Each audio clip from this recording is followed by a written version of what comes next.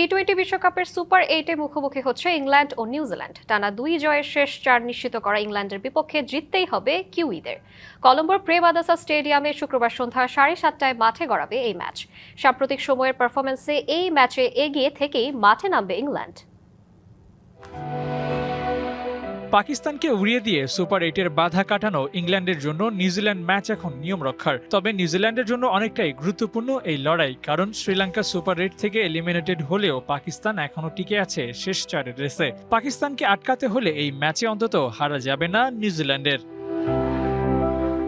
সাম্প্রতিক সময়ের পারফরম্যান্সে ইংল্যান্ড বেশ এগিয়ে, ওদের বিপক্ষে জয় পাওয়া সহজ হবে না নিউজিল্যান্ডের জন্য। তবে এই ম্যাচকে ঘিরে নিউজিল্যান্ডের জন্য বেশ কিছুটা অ্যাডভান্টেজ দিতে পারে কলম্বো। এর আগে প্রেমাদাসায় শ্রীলঙ্কার বিপক্ষে এক ম্যাচ খেলে জয় পেয়েছিল কিউইরা। অন্যদিকে কলম্বোর উইকেটে চলতি বিশ্বকাপে এক ম্যাচও খেলা হয়নি ইংলিশদের। সেই হিসেব কষলে আসন্ন ম্যাচে পরিচিত কন্ডিশনের সুবিধাটা পাবে নিউজিল্যান্ড।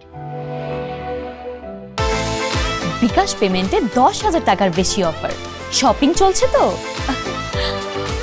কিউইদের বোলিং সামর্থ্য ওদেরকে বাঁচাতে পারে ইংল্যান্ডের হাই স্কোর চেস করার হাত থেকে। মিচেল স্যান্টনার, লোকি ফার্গুসন, ঈশ্বরদী, রাচিন রবীন্দ্রের মতো বোলার আছে। ব্যাটিং ইউনিটিও কম যায় না। Finn Allen, Glenn Phillips, Tim শেফার্ডরা তো আছেনই। নিজেদের দিনে এরা ভালো করতে পারলে ইংল্যান্ডের বিপক্ষে ভালো ফল আসতেও পারে।